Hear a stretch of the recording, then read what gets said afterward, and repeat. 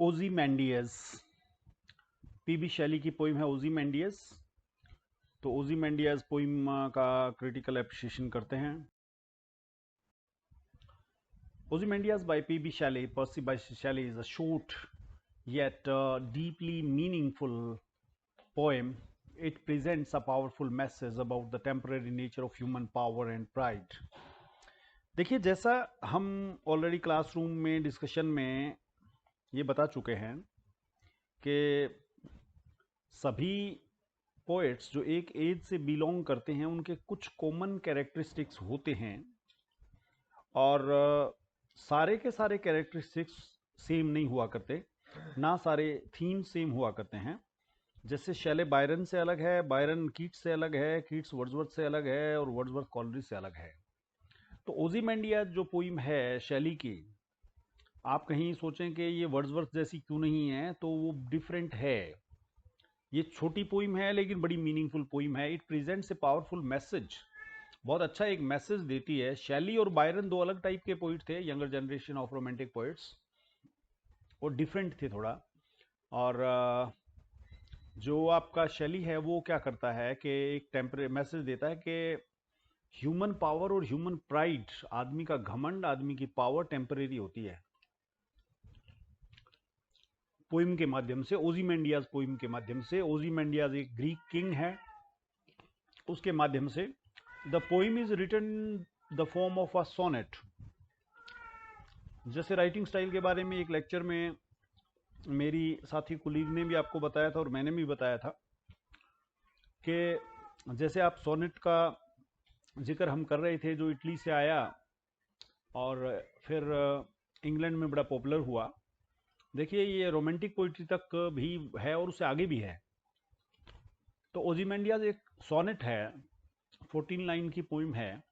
It is used on the It is based on the description given by a traveler who has seen the ruins of a statue in a desert. ये poem एक traveller के description पर आधारित है। ये traveller का spelling यहाँ American है, इसको ठीक कर लेना, डबल एल होना चाहिए, कंप्यूटर कर देता है अपने आप ही। ट्रैवलर जो who has seen the ruins of A statue, एक ट्रैवलर ने एक स्टेचू देखा है एक डेजर्ट में, और उस पर आधारित ये पोइम है।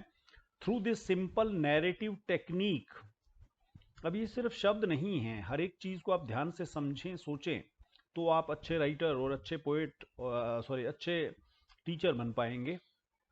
नैरेटिव टेक्निक है ये कि आपने एक चीज को लिया और एक ऐसा टेक्निक अपनाया जिसके माध्यम से आप अपना मैसेज कन्वे कर पाए।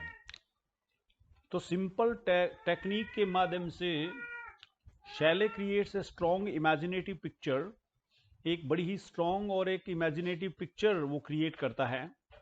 शैली कन्वेज अ यूनिवर्सल ट्रूथ, और एक यूनिवर्सल ट्रूथ हमारे सामने लेकर के आता है। The poem begins with the speaker reporting what the traveller has seen. शुरुआत में तो बिल्कुल रिपोर्ट की तरह से है कि वो ट्रेवलर जो है ना, ऐसे शुरू होती है जैसे कि स्पीकर रिपोर्ट कर रहा है कि उसने क्या देखा। A broken statue of once great king named Ozymandias, Ozymandias नाम का एक किंग था, उसका टूटा हुआ स्टेचू देखा। The statue is in ruins, अब जो स्टेचू है बिल्कुल टूटा हुआ है, with only 2 vast trunkless legs of stone, दो बड़ी बड़ी, जैसे आप कल्पना कीजिए कि मतलब बड़ा सा बुत जैसे वो बनाया हुआ है रावण का, उस तरह का।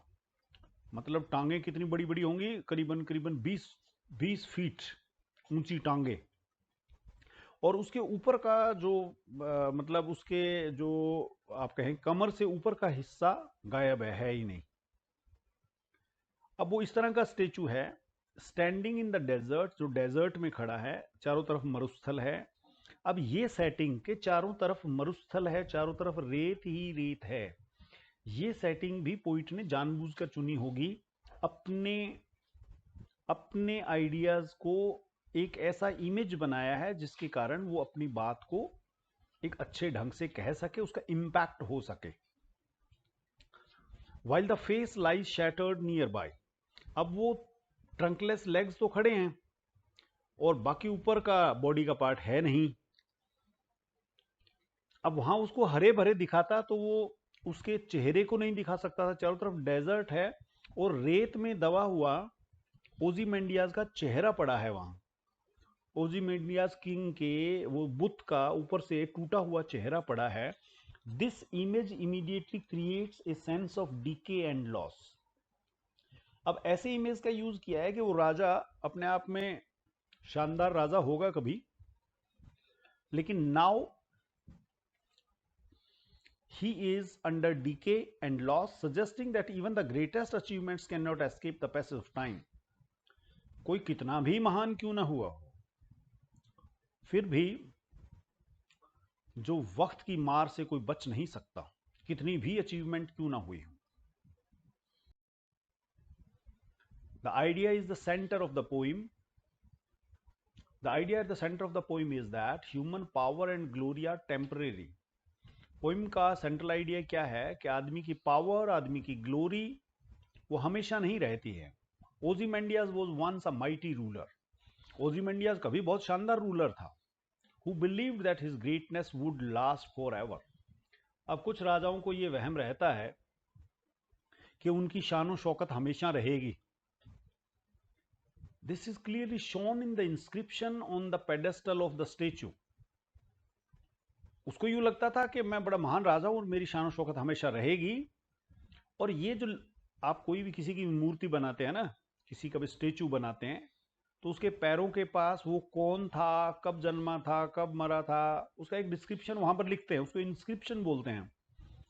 पेडेस्टल उसके पैरों के पास नीचे, मतलब कोई भी बुत बनाया जाता है तो उसके नीचे एक प्लेटफॉर्म बनाया जाता है। सीधा जमीन पे थोड़ा ही खड़ा कर देते हैं, नीचे एक स्टैचू के नीचे एक प्लेटफॉर्म बनाया जाता है। वो प्लेटफॉर्म को पेडेस्टल बोलते हैं। उस पेडेस्टल के ऊपर क्या लिखा हुआ है, क्या लिखा हुआ है, ये लिखा हुआ है, my name is Ozymandias, king of kings, look on my works ye mighty and despair. मेरा नाम है ओzymandias, हम हैं राजाओं के राजा। मेरे काम को देखो ताकतवर राजाओ, कहां के राजा बने घूमते हो, मेरे काम को देखो एंड डेस्पेयर, तुम्हें निराशा होगी कि जो तुमने किया है वो कुछ नहीं है। जरा हमको देखो, हमने क्या काम कर दिया है, हमें देखो। ऐसी डींगे हाँक रहा है ओzymandias। These words reflect his extreme pride and arrogance. इन शब्दों से पता चलता है कि राजा का घमंड चरम पर है। He believed that other powerful rulers would feel fear and jealousy, despair. शब्द इसीलिए इस्तेमाल किया उसने। उसका विश्वास था कि पावरफुल से पावरफुल राजा उसके काम को देख करके डरेंगे, जेलसी फील करेंगे। However, the irony of the situation is very strong. देखिए, आयरनी मेरे ख्याल लिटरेचर में तकड़ा जादू होती है, बहुत जबरदस्त वाला जादू होती है ना। ये आपकी क्लास वही क्लास है जिसमें माई लास्ट डचेस पढ़ी थी। बहुत शानदार पोइम है, बहुत ही शानदार पोइम है। देखिए, ड्यूक जब तक अपनी खूबियां, ज्यों अपनी खूबियां और डचेस की खामियां गिनवाता जाता है, वैसे वैसे खुद को कमीना और उसको अच्छा साबित करता जाता है। इससे बड़ी आयरनी क्या होगी।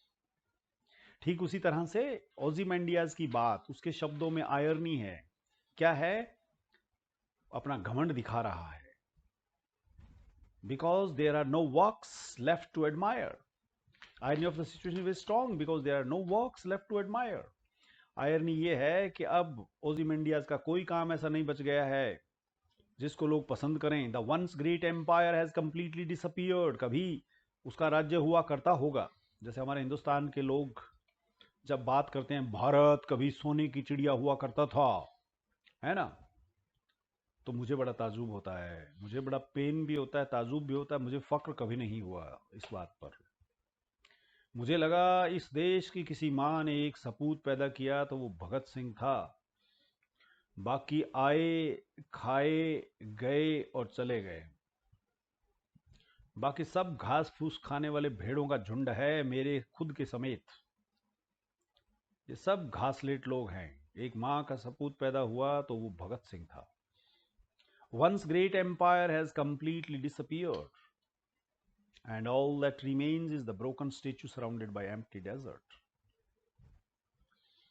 कभी महान राजा होगा ओzymandias, लेकिन उसके काम अब डिसअपियर हो गए हैं। जो कुछ बचा है वो स्टेचू बचा है, चारों तरफ डेजर्ट है, स्टेचू भी टूटा हुआ है। This contrast between the Kings proud words and the actual reality creates a powerful ironic effect. Contrast क्या है? राजा के शब्द तो कह रहे हैं कि इतना शानदार था कि और कुछ है ही नहीं, और एक्चुअल रियलिटी क्या है? एक्चुअल रियलिटी ये है कि उसका खुद का चेहरा आधा मिट्टी में धंसा हुआ जमीन में पड़ा है, और उस दैट इज फ्यूटिलिटी, जो है ना, उसकी फ्यूटिलिटी ऑफ ह्यूमन प्राइड। जैसे मैं कह रहा हूं, कहते हैं कि हमारे यहाँ शूरवीर योद्धा है ना, मेरे देश की धरती सोना उगले उगले हीरे मोती। अरे हीरे मोती क्या, यहाँ तो कोरोना टाइम में एक वीडियो वायरल हुआ जिसमें एक बूढ़ा आदमी रेलवे स्टेशन से 5 रोटियां उठा करके, जिनमें चींटियां लगी हुई हैं, झाड़ने पे झड़ती नहीं है, पानी के नीचे लेकर के आता है, टूटी के नीचे धोता है, रोटियों को गीला करता है, चींटियों को झाड़ता है और फिर रोटी खाता है। मेरे देश की धरती सोना उगले उगले हीरे मोती। कॉन्ट्रास्ट, आयरनी, कहा क्या जा रहा है और एक्चुअल में क्या है। एक पोइम को पढ़ लेना, गंगाराम की कहानी सुन लेना और पेपर में लिख करके आ जाना और कह देना कि हम एमए पास हो गया, है ना। रियल लाइफ के गमों को, रियल लाइफ की खुशियों को, रियल लाइफ की हकीकत को समझना ही ना, वो बड़ी बेवकूफ़ी है। जो इंटरव्यू होता है ना, इंटरव्यू इसी चीज़ का बखान होता है कि जो कुछ तुम्हें पढ़ा है उसको तुमने कितना कढ़ा है। Shelley uses vivid imagery to make the scene clear, memorable. बहुत शानदार इमेजरी का प्रयोग किया है उसने। ये दिखाया है, क्या दिखाया है? The description of the shattered visage, टूटा हुआ चेहरा, and wrinkled up lip.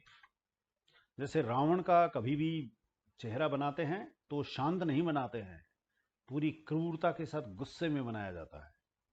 स्नीयर of cold command, ऐसा उसके होठों पे रिंकल्स, जैसे कि कोई सख्त कमांड, ऐ सुनो, ऐसे कमांड दे रहा हो जैसे। Shows not only the physical condition of the statue but also personality of the king.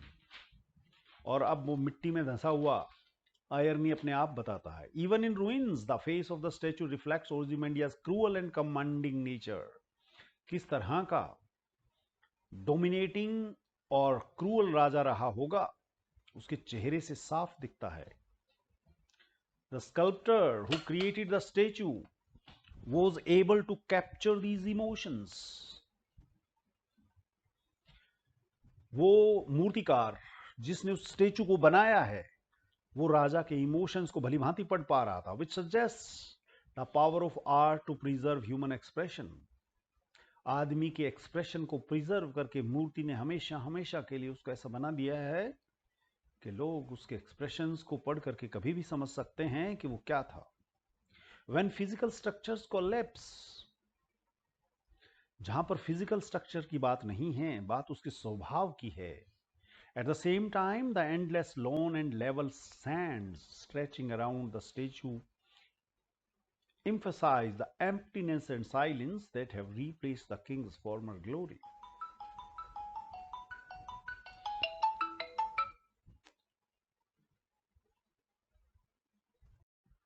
Washing machine की सर्विस वाला आया है, चलिए। और at the same time the endless loan and level sand stretching out, चारों तरफ रेत ही रेत है। ये statue emphasize the emptiness and silence that have replaced the kings.